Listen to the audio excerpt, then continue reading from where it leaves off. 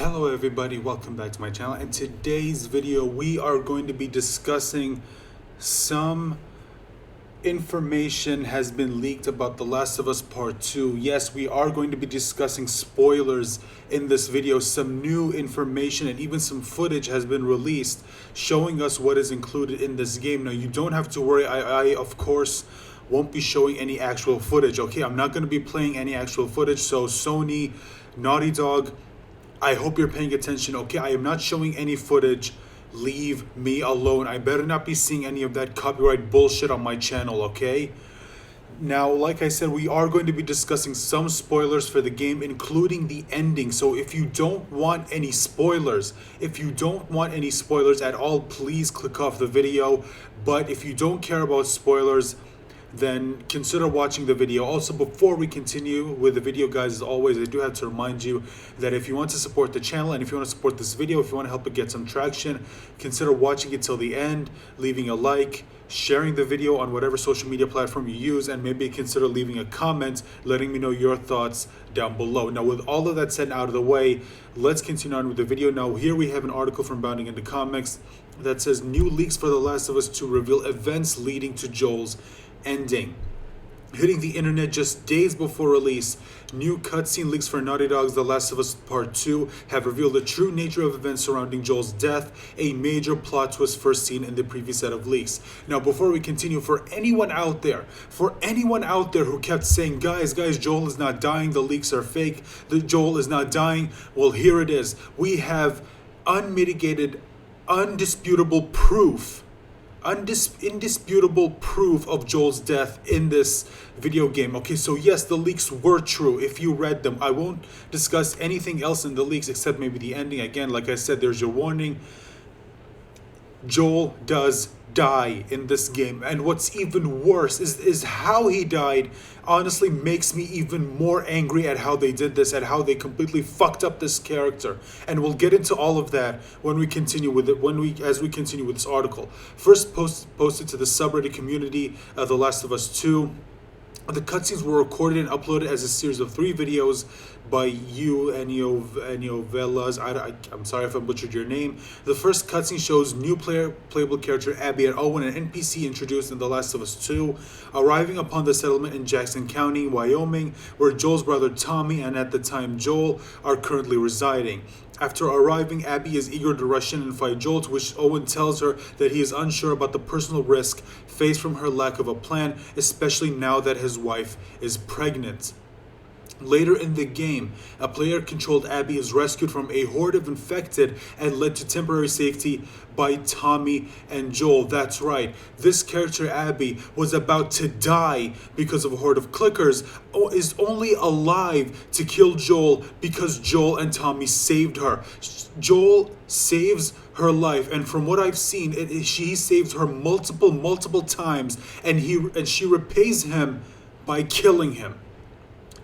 After finding a moment to catch their breath after locking themselves in a cabin, Abby suggests that the trio go to her friend's place in a mansion a small ways north, to which Tommy and Joel almost immediately agree. And we'll get into why that is absolutely fucking retarded in just a minute. Upon reaching Abby's friends, Joel and Tommy again introduce themselves without caution, to which the group replies that they're already aware of their identities. As the strangers move to surround the two brothers, Abby pulls the trigger on a shotgun and disables Joel's leg, while her friends restrain Tommy from fighting back. When Joel tells her to hurry up and finish him off, Abby orders his leg to be bandaged, relinquishes the shotgun, grabs a golf club, and orders her compatriots to leave the room as she tells Joel, "You don't get to rush this." What follows is the now infamous golfing scene. Yes, that infamous PGA scene that has been made infamous around the globe, in which Abby beats Joel to death with a club in revenge for killing her father. Curiously, Joel can be seen in these cutscenes constantly sharing his name, whether when shouting to Tommy or volunteering it to the group at the mansion, as well as instantly agreeing to cooperate and trust strangers the moment he meets them. And again, we're about to get into why. Now, let me just ask you something. When I just told you that, Joel is sharing his name with a group of strangers, how he's instantly quick to trust a group of people that he literally just met, does that sound like the Joel that we all knew from the first game? The Joel who managed to survive in this post-apocalyptic world for 20 5 years. Or at least back in the first game, for 20 years he survived in this world, and he did that by being smart. He knew that it wasn't smart. He knew that it was stupid to just trust someone that you met out in the street, okay? Because Joel was not an idiot. He knew that in this world that they were living in, that there were probably millions of people out there who were just in it for themselves, who will do whatever it takes to survive, including killing, in order to take what they need. He knew that. That's why he never trusted anyone he met. That's why he was always skeptical anywhere they went. He knew because he knew that you had to be that in order to survive there, that in order to survive in this world. In fact, let's listen to this. This is a stark contrast to his cautious behavior in the first game, such as when he explicitly tells Ellie not to reveal her immunity to anyone, or when he anticipates a hunter's ambush after seeing through an obviously staged scene. That's right, Joel was not a moron.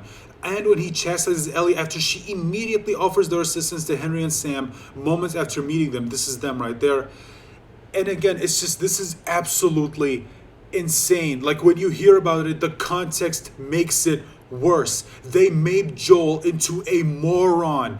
A moron who's just out there sharing his name with a bunch of strangers, even though he knows that he is a wanted man. He knows that after what he did in that hospital, that people are going to be after him. So if anything, he should be even more paranoid than he's ever been, because now he knows that there are people out there who want to kill him. And instead he meets a group of strangers out in the middle of nowhere, and he just volunteers his name. What is wrong with these people? Jesus fucking Christ. And as if that wasn't bad enough. As if that wasn't bad enough. Look, if they were going to do this, the least they could have done is let players at least get their payback on Abby. At least let us have the pleasure of killing the bitch who killed Joel. They could have at least given us that. But no, they did something that is even worse. Because look at this. This is from the Last of Us 2 subreddit, and someone posted the ending of the game. Listen to this. Thought Joel's torture and death were senselessly bleak? Oh boy, are you in for a treat. Naughty Dog has even more relentless brutality in store for you, and it involves Ellie's guitar playing. In the final fight between Abby and Ellie, listen to this. Abby bites 2 of Ellie's fingers off. Oh, mother of God, it hurts my heart just to type that. Ellie wins the fight. However, she decides, listen to this, she decides not to kill Abby because she has a flashback of Joel. For some reason, this makes her believe all of a sudden that revenge is bad, despite the fact that she went around killing God knows how many people just to get your payback against the bitch who killed Joel. And you just let her go. And listen to this, as if this wasn't bad enough. Ellie goes home, but Dina and her baby have abandoned her. She's all alone now. All she has left is the guitar that Joel lovingly taught her how to play. Except that she realizes she can't play the guitar anymore because that motherfucking She-Hulk bit her fingers off. Jesus freaking Christ, I am just gonna pretend this game doesn't exist. Oh, I'm pretty sure there are millions of people who are right there with you, my friend. Jesus Christ, this is just an absolute clusterfuck. An absolute clusterfuck of a game. What the fuck did these people do? What the hell did these people do? And just in case you're wondering if maybe there's any validity to this Reddit leak right here, there are other reviewers out there, other websites who have reviewed the game, and they've given a small hint to the game where they mention it involves a guitar. And this person just said the game's ending is Ellie trying to play the guitar, except realizing that she can't play it because Abby Smash bit her fingers off. So after all of this, and and just in case you need more proof, if you saw the video that I made a reference to SkillUp's review of The Last of Us Part 2. Yes, I know that rhymed, I'm sorry. But he said something along the lines of, the very ending of the game makes the last 20 hours completely pointless. And that lines up to what is said here. You go through all of this just to get your revenge on Abby. And they don't even give you that. They don't even give you that. Let me just ask you something. Imagine, okay, you guys imagine playing the God of War games, right? In fact, just the first God of War game, the whole point of that game is Kratos wants to get revenge on Ares for what he did to his family. He wants to get payback against him. Imagine if in the final fight against Ares, Kratos decides not to kill him because he has some random flashback of his family, and he decides, hey, payback is bad, and he just chooses to let Ares live. Like, that would be so unsatisfying. That would be so anticlimactic. That was the point of the whole game, which is to get payback against Ares. Well, that and him wanting to, forgiveness for his sins and all that. But mostly revenge against Ares. That's why when you saw him killing Ares, it was so satisfying. But no, they can't even give us that because they want to give us some bullshit lesson about, oh, payback is bad and whatever the fuck. It's just...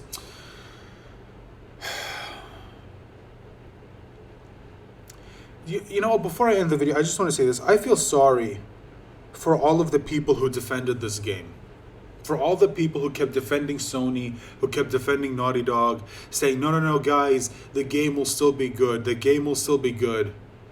I feel sorry for them because they stood up for Sony. They stood up for Naughty Dog, saying, no, The Last of Us Part 2 will still be fantastic. And this is what they get. Even when the leaks came out, they kept saying, no. It's fake. This can't be real. They'd never do something this bad. Well, here you go. This is how they paid you back. This is how they pay you back. I hope you're happy. I hope you are genuinely happy. That's it.